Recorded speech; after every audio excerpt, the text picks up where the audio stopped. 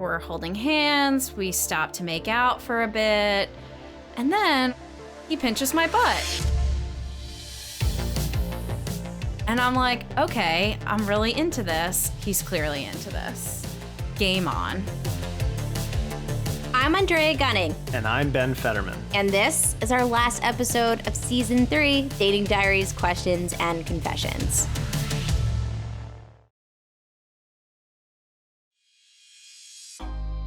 And Season 3 has been a trip. 20 new episodes and 1 new baby boy. And a breakup. Yeah, I had one of those. But I'm proud of the way that it went down. I am dating again, feeling it out, but I'm really good. But it made me think, it's not only women that go through these bouts of doubt and issues with self-esteem. That's true, but I just think women are more open and willing to talk about it. That's why I'm so happy that we met our first single. He really opened his heart up. Alex is a super sweet guy in his early 30s who is living his dream in central London. Professionally, I trained as an actor, and I've been doing that about 7 years. But obviously you do lots of other stuff in between, working in theatres as box office or technician or, back of house, front of house stuff. Basically, if you find me, outside of a theatre, just gently redirect me because I'm probably lost. He thought he had met his partner for life and was making plans. But COVID changed that. I had a big breakup because of the pandemic. We'd been together for quite a few years. We'd had the marriage talk, we'd had the kids talk. She was dual citizen Australian, and her dad got really ill back in Australia, terminally. Lockdown happened. We were like, you need to get on the plane now. And then trying it long distance, just basically we had the conversation to go, hey, there's a lot on both of our plates right now. Both of our careers have just died. You've had to move, I've had to move because we just moved into a new flat together and that had to get shelved as well.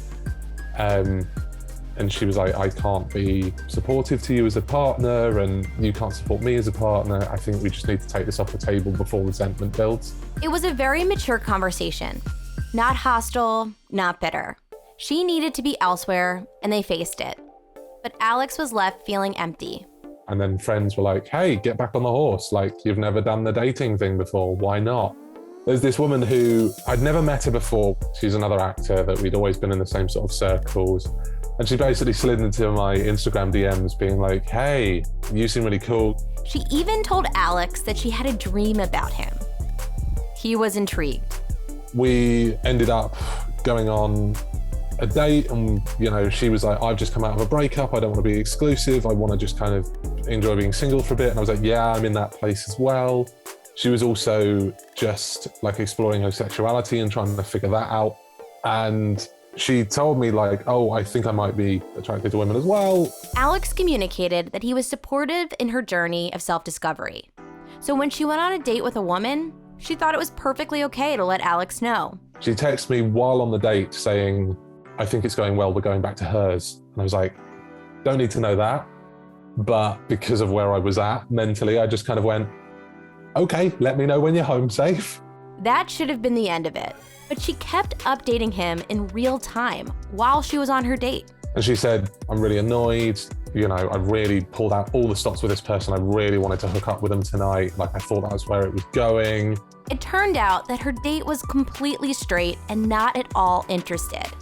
She was upset, and she kept texting Alex these updates. And then someone else I'm chatting to doesn't want to hook up. So do you want to come over instead? Wow, I'm so flattered. Did your dildo turn you down too before you called me? I was like, gotta be honest, no. Because you've just told me that I'm your third place backup. What? And she's like, oh my God, I've been a complete asshole. I'm really sorry. So I was like, cool. I'm gonna jump in an Uber. It'll take me like 20 minutes. I'm just gonna come to yours and we're just gonna sort this out. Why did he go from indignant to needing to sort things out with her so quickly? I have a massive people-pleasing complex. So of course you end up sleeping with them again. Alex continued to see this woman, or maybe I should say, tolerate her?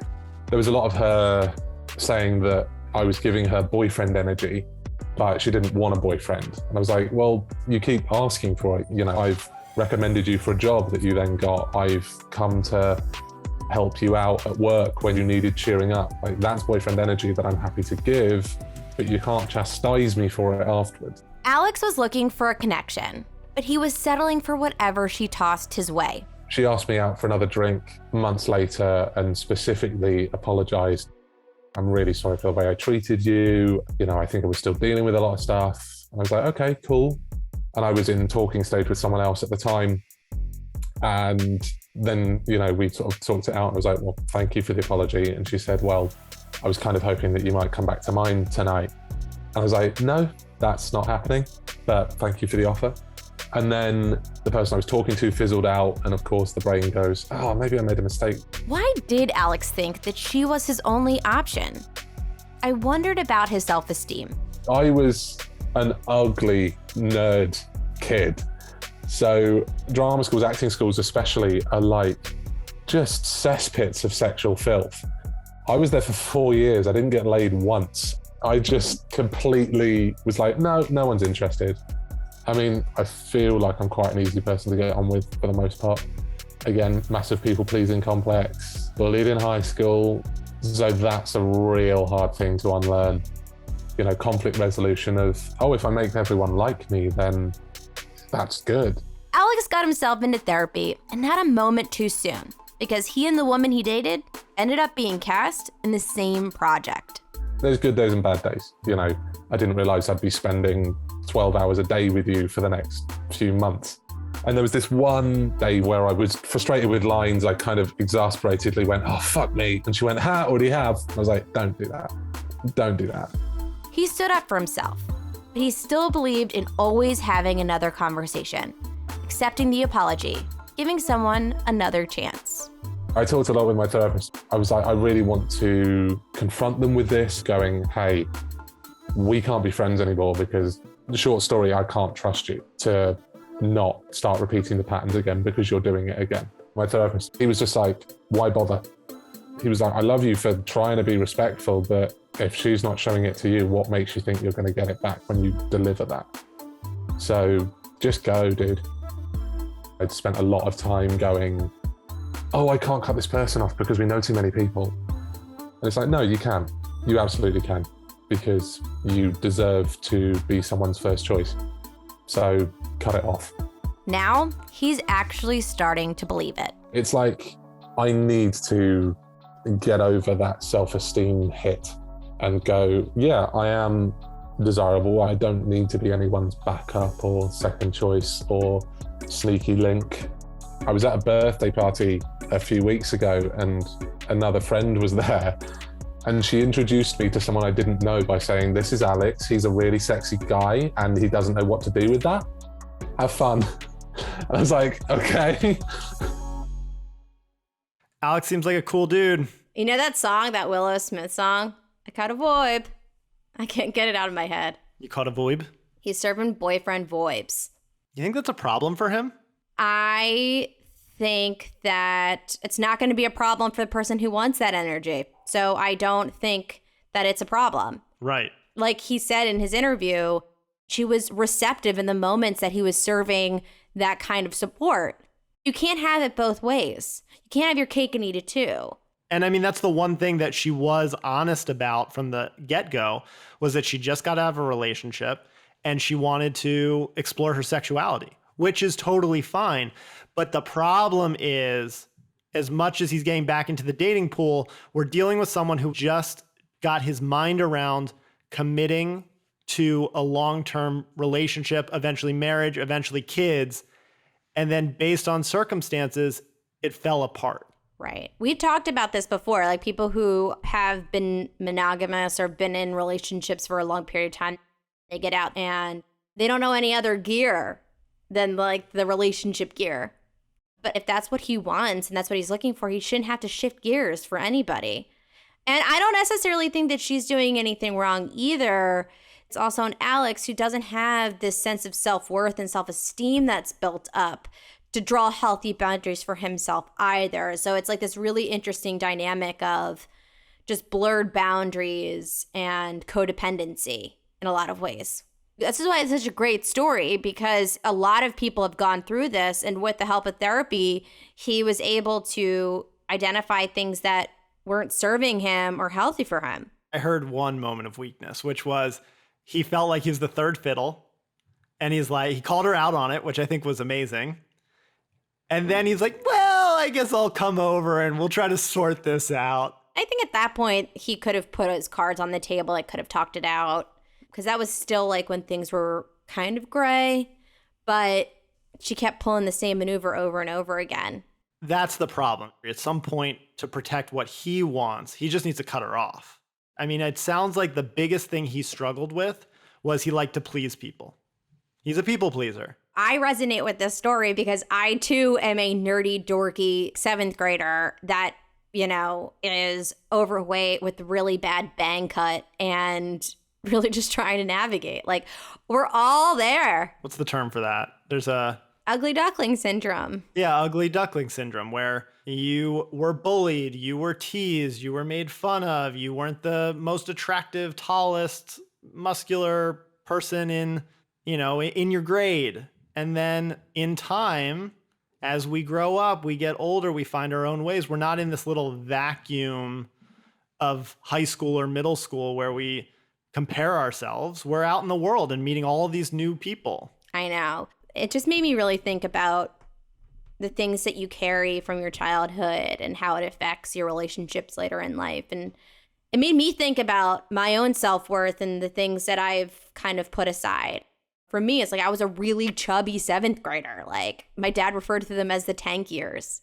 God. And like, we laugh about it, but like, that was really hard. And so it took a really long time in my life to be okay with dating when I'm not at my ideal weight. Like, there's a lot of shit there. Right. And it manifests itself in different ways all the time. You know, that's what's hard about the other piece that he's working through is people pleasing and boundaries. You will actually sacrifice your own boundaries to be liked by others. I think he spoke to that a little bit. And that can put yourself in a very vulnerable place to be hurt and to be let down. I know. I was so irritated that they have this like really nice wrap up conversation. And at the end, she's like, I was hoping you'd come back to mine. And I'm like, have you not read The Room? And that's so indicative of the fact that like he has done all this work and she's done none. But at the end of the day, where he sits now, I think Alex is in a better place and ready for what he's looking for and standing up for what he needs than when this woman first came into his life. Yeah, I think that when your self-esteem and your self-worth is at a certain low, you'll do anything to get that connection that you're craving. And eventually, when you do a lot of work on yourself, you'll choose you over a connection that's not fulfilling you every time. Corinne is a single professional in her 30s who is always game for a personal introduction. So when a mutual friend thought she and a guy that recently moved to town would hit it off, she was in. We decided we would meet up for brunch. It was actually 4 of us who went out, my best friend, her boyfriend, and this mutual friend. Corinne was into him. I was initially attracted to him, and then about halfway through the brunch, my best friend and I went to the bathroom, and she was like, oh my God, you guys are really vibing. And I was like, are we? I actually think we kind of are. She was wondering if she'd hear from him after brunch. So then maybe an hour after I got home, he texted me and said how nice it was to meet me and that he'd love to catch up, just one-on-one. He's definitely physically attractive, but I was also attracted to his energy. He was a really good conversationalist. He had a good laugh. Like, he was really engaging. And he was hustling. He was making all of the effort. The only texts that I would initiate were just to show that I was somewhat interested because I felt like I needed to take a little bit of the burden, but he was doing 90% of the work. They eventually went out alone. We were actually supposed to go out for dinner, but we started out for drinks and we were just having such a great time that we never moved locations. We're really vibing and I'm really feeling it, and it's been a long quarantine. I'm like, okay, I met him organically. We have mutual friends. This is exactly kind of how I pictured things going. They had another date and it's another smash. The chemistry was palpable. And then he surprised her on date 3. He picks a really nice restaurant in the city. And so I'm like, all right, well, I'm here for this. He's clearly interested if he's willing to drop a couple $100 on this dinner. And it was romantic. It was a beautiful outdoor setting. We got the appetizers. We each got our own entrees. We were sharing off of each other's plates. We got dessert, bottle of wine, and then I think even an extra glass after because we were having such a nice time. But Corinne also knew on this date she wanted a little more information. I just want to know who he is and how I can get to know him a little bit better below the surface, because we had always talked about work and our mutual friends, and I'm trying to work in some questions of, tell me about your family. We're having a great conversation. I was telling him that I really wanted to visit our mutual friends who live in another part of the country. And he was saying, oh yeah, when we go there, I'll take you to this place. And in my head, I was like, okay, I said I was going there, but now you're talking about taking me there, which to me sounded like I was gonna get a date for. The fourth date, the pivotal time when dates start turning into a relationship. I was definitely getting the sense that he was feeling this. So they left the restaurant and found Corinne a cab. And finally, they shared a kiss. The kiss was mediocre at best, and I didn't know if that was because we were both kind of nervous, out of practice because it's been a long quarantine, what was going on. But I was excited that we were finally being physical. We're holding hands, we stopped to make out for a bit, and then he pinches my butt. And I'm like, okay, I'm really into this. He's clearly into this. Game on. So I am conflicted because I really want to stay out with him, but I also really want to go to bed and not be tired at work the next day. We kiss again right before I get in the cab, and then that's it for the night. He was a gentleman. He even asked Corinne to text him when she made it home safely. When I got home, I texted him, hey, I made it home, had a great time. He liked the message, and that's it. Which I was like, okay, that's kind of weird. Maybe he's just settling down for bed. So then I wake up the next day and I don't wake up to a text message. So I thought, even though this is kind of out of order, I'm gonna text him to show him that I am still interested, had a great time, and that I was thinking of him. Almost an hour later, she received a response. What I got back from him were 3 laughing face emojis. And this is after maybe 5 or 6 weeks of him texting me every day, multiple times a day, responding right away. Okay, weird. I, of course, went through the mental gymnastics of, did I do something? What could I have possibly done? And honestly, by the time that he texted me back, I had already gotten to the place of, it's not me, it's you. Days went by, and he eventually sent Corinne a nonchalant, how's it going type of text. So I sit on it for a while because in my head, I'm like, fuck you, dude. Like, I'm not gonna do this. But on the other hand, I wasn't ready to completely close the door. And we also had a really good couple dates. And so I was really confused about this shift in energy. And I was trying to make the generous assumption. A generous assumption. Maybe he got scared. Maybe he had a family or work issue. No one knows what's going on in someone else's head. So I responded to his text message with something not super engaging, but enough to keep the conversation going. The slow back and forth continued with the door open just a hair until I finally got a text message one Sunday afternoon, and he acknowledges that he had been MIA. Well, kudos for the self-awareness, but Corinne was pissed. And at this point, she was over it. So she let him know. This isn't funny. We're in our 30s, like we're adults. So I got a haha, no way, can't go MIA. And then he went into how he was overwhelmed with work and how he was in his head about a few other things, and he tends to go inside a shell. I actually appreciated that answer in the moment. I thought, okay, if he needed some time to figure out what he wanted, here he is, he's reaching back out again. A little vulnerability goes a long way.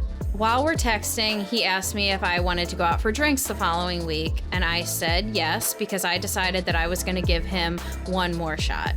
We set up plans. The week comes and I hear nothing. Then, in true fashion, on that Sunday, I get a text, "Hey, how's your weekend going?"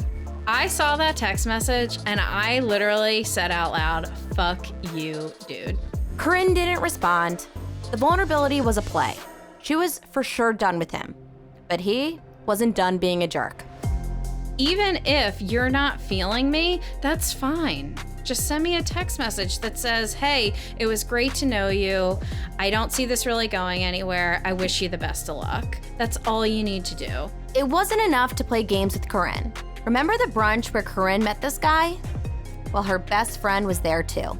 She had broken up with her boyfriend a few months before, so she was newly single, back on Hinge. So he sent her a message on Hinge, "Hello, long lost friend of our mutual friends," with the fucking emoji with the smiley face and the hearts around it. "How you doing?" Yeah, that's right. He went there, creeping on the best friend. She wants to just torch his ass and light him on fire and read him the riot act. But for me personally, I don't see it being worth the energy. I think what really chaps my ass about this entire situation is not how it went down, but it's we have mutual friends. Do you not think that I'm not gonna call our friends and say, "Hey, this guy's kind of shitty and he's not a great person, at least when it comes to dating. If you're not gonna do it for me, at least do it for our friends." I love this story. It feels so ordinary, but this happens so much. I've gone through this. All of my girlfriends have gone through this. My guy friends have gone through this. Like, I've fallen victim to you're getting blown up all the time. There's so much interest via text message. Date 1 is great. Date 2 is great. They're texting you all the time when you wake up, before you go to bed, throughout the day. Then nothing. I think there's a lot of elements in this day and age of accessibility, right? There could be another person that they're talking to, and all of a sudden they are interested in someone else and just aren't willing to express it. Yeah. It could be that after 3 dates, you really get to know someone, and there may be a fear to say, "I'm not that into you," and it's easier just to slowly fade away. For Corinne, she took him at his word, and that made sense because she saw what this relationship could be, but his actions didn't follow up on that story. He just distanced further without any explanation. Right. She gave him all the opportunity for a date 4, and he just dropped the ball. Why keep reaching out? This isn't a full ghost. This is a breadcrumb. He breadcrumbed her. Right. Why? Why breadcrumb? Maybe for the same reason Alex is breadcrumb? It's interesting. Alex got breadcrumbed and Corinne got breadcrumbed. We're going to call this episode Breadcrumb. Breadcrumb and some tea. So they go on the 3rd date. The Wednesday she texts him. She knows that there's an energy shift. We've all felt it. That energy shift sucks. You just get in your head. This is something that I've just made a commitment to myself to never do that to somebody else. Because I hate the way that makes me feel. I will never do that to someone else. You go through all of the mental gymnastics. You make generous assumptions about people. You want to make a generous assumption. They were having a hard time. They had a stressful week. There's a lot on their plate. But sometimes you just know that something's amiss. Something didn't feel right to her. Do you think maybe the kiss was, she said it was mediocre at best. Do you think that he didn't feel the vibe? The first kiss didn't sound like the last kiss of that night. You're right. There was clearly sexual tension there, whether the kiss was mediocre or not, because it continued. They made out on the street. He pinched her ass. How do you go from pinching someone's ass to no longer being interested? He might have just had his own expectation of, "I want to get physical tonight." And Corinne said, "I need to get home." Then don't ask a girl on a date on a Tuesday night, on a school night. Like, if your expectation is to get laid, like, maybe invite her over for dinner where there's like a couch or bed involved. Do you think that she would have gone on a date 4 with him? I do. Yeah, from what I'm hearing, I think she was into where the relationship was progressing. No doubt about it. Well, what do you think the best friend should do? I think the best friend should go out on a date with him, and Corinne should come and join at the table so that when he shows up, they're both there. Oh, you're so full of shit. Come on. Who doesn't want to see that happen? But Corinne was saying that her best friend wants to light this guy up and read him the riot act. Should the best friend do that? Only if that has value to Corinne, who is still looking for answers. I would say I would be very tempted to light this guy up. But I think the right thing to do is to just exit out and not even bother. I mean, he could have harmlessly been reaching out and it just being like a simple hello. Sure. We don't know that, right? But I do think it's just dumb because obviously her best friend knows that he breadcrumbed her. Mm-hmm. Like, you don't think that 2 best friends are sharing that information? Of course, the best friend knows if you ghosted them. So I guess maybe word to the wise, if you ghost someone that's in a girl or a guy's picture, maybe don't like them on the app. Feels like a good rule to live by. Yeah. Dre, I know we're about to go on a hiatus, but to our fans, if you've been thinking about reaching out to the show, now is the time to do it. We'll be collecting stories for a new season and also posting new content on our social media channels. If you want to share your dating diaries, email us at datingdiariespod@gmail.com. That's datingdiariespod@gmail.com. And we're looking for a president for our Dating Diaries fan club. Shout out to Anton. We're thinking you're the perfect candidate for the job. Talking about relationships with Ben and being with all of you is the best part of my week. We'll see you soon. And we just want to take a moment to thank all of our listeners. We appreciate everything that you guys provide to the show. We'll see you soon. Stay safe out there, guys. This podcast is hosted and executive produced by me, Andrea Gunning. Executive produced by Nancy Glass, Ben Fetterman, and Carrie Hartman. Produced by Julie Clark. Associate producers include Megan Paisley and Kristen Malcurie. Edited by Mac Daggett and Matt Del Vecchio. Special thanks to Natalie Thomas. Music by Mybe Music. Some names have been changed to protect privacy.